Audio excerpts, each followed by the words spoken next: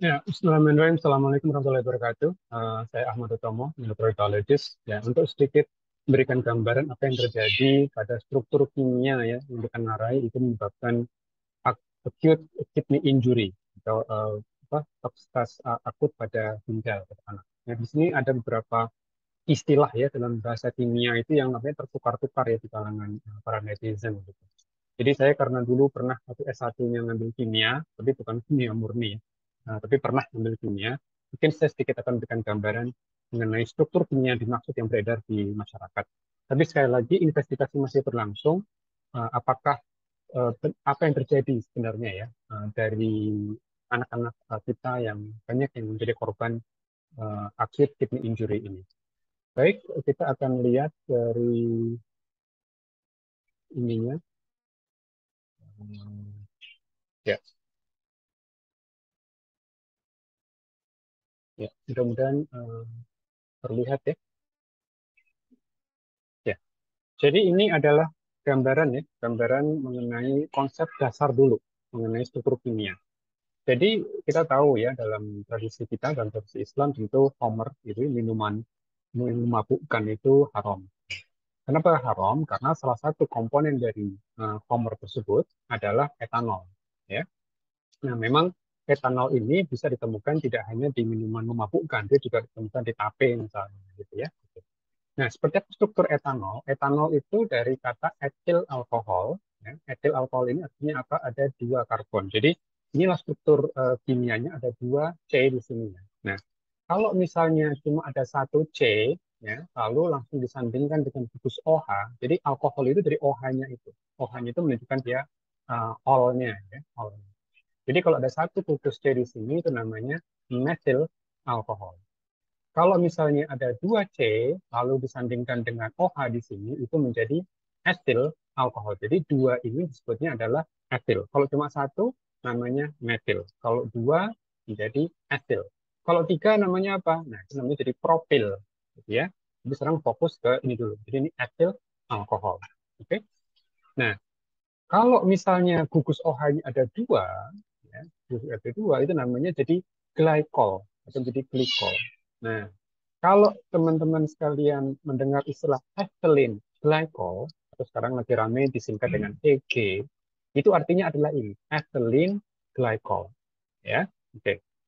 Nah, kenapa disebut toksik ya? Kalau kita fokus ke ethylene glycol, ya, yang ini strukturnya ya, dua karbon dengan dua gugus OH, ethylene glycol. Karena emang bendanya ini sendiri sebetulnya tidak toksik sebetulnya. Tetapi ketika dia masuk ke dalam tubuh, tentu akan dimetabolisme oleh enzim-enzim yang ada dalam tubuh kita. Ya.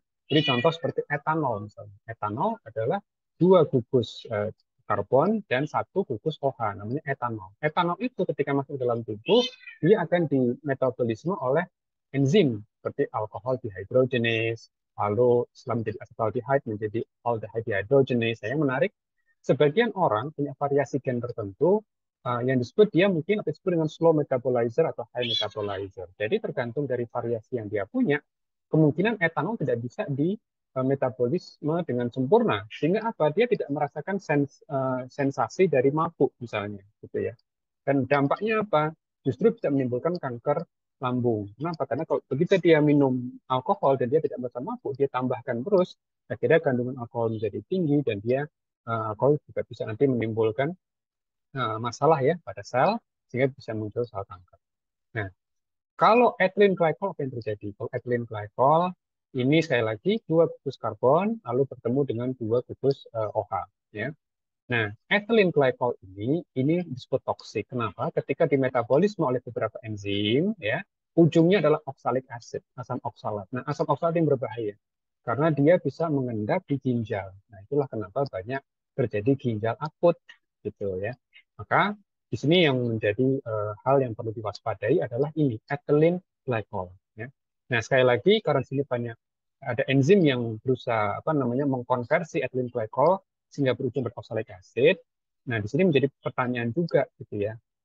Apakah semua anak yang mengkonsumsi tanda kutip obat cemaran tadi yang mengandung ethylene glycol akan mengalami akut kidney injury? Gitu.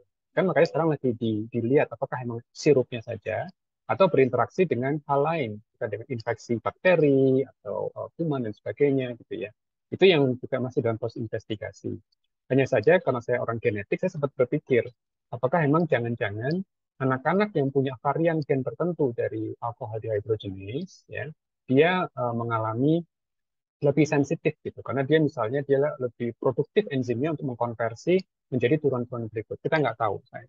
Sebenarnya kita tidak tahu ya karena kita juga perlu menjelaskan apakah ethylene glycol ini menjadi satu-satunya. Walaupun kita tahu sekarang nanti dari data yang ada ini menjadi apa namanya satu yang perlu dihindari ya saat ini. Makanya tim dari Litbangkes dan BPOM itu sedang menyelidiki ya secara lebih tepat konsentrasi ethylene glycol ya dari cemaran obat dan juga mungkin dari anak-anak ya yang menjadi korban tersebut.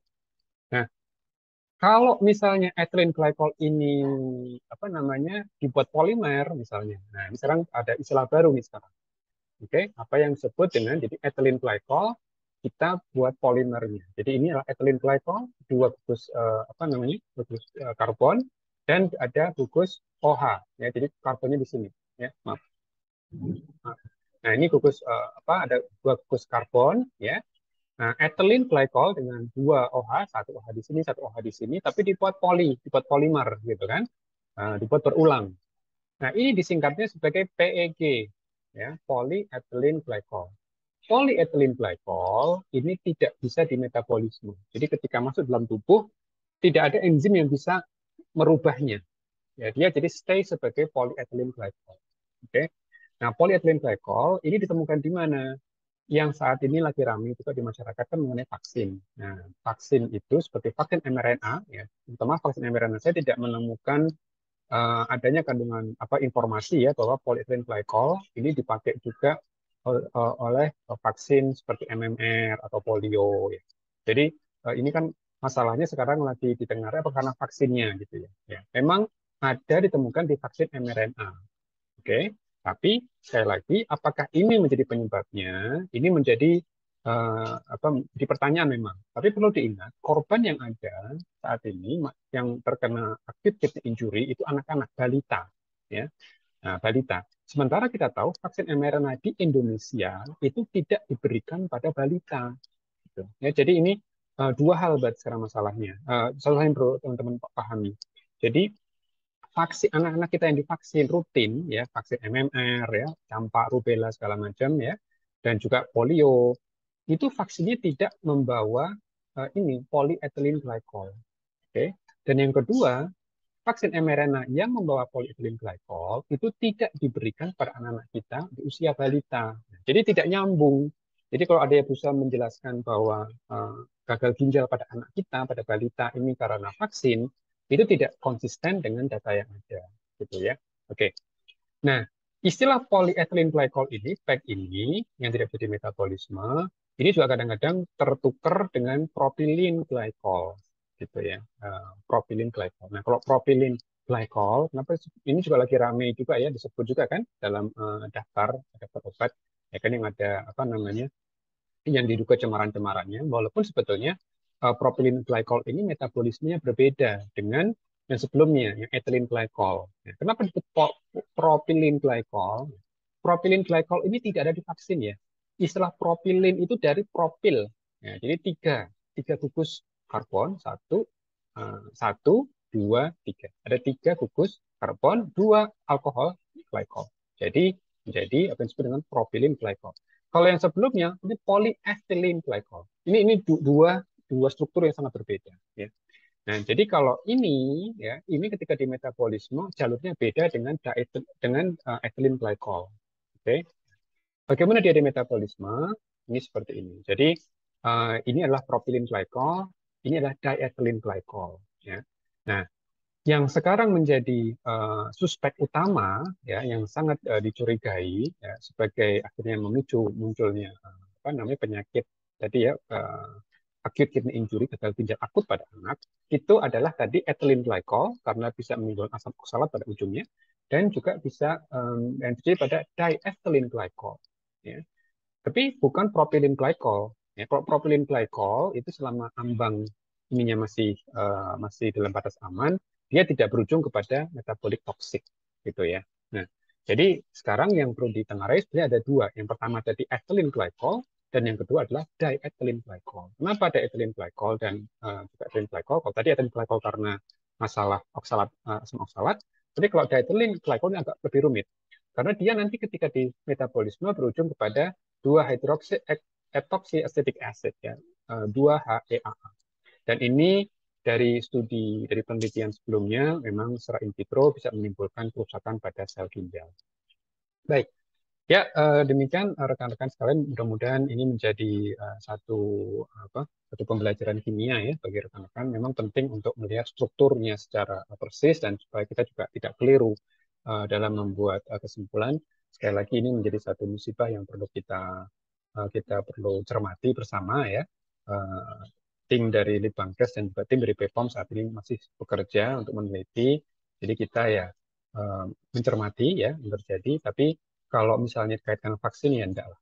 Ya, dari data yang sekarang tidak ada kaitan dengan vaksin. Ya pertama karena vaksin yang diberikan pada anak-anak tidak mengandung zat-zat tadi, gitu ya. Dan kalaupun ada seperti vaksin mRNA, memang ada poli apa polyethylene glycol PEG, ya, tetapi di Indonesia tidak diberikan, ya, dan tidak ada bukti, ya, dan dari anak, jadi maksud kalau tidak ada bukti agak ini agak ngambang.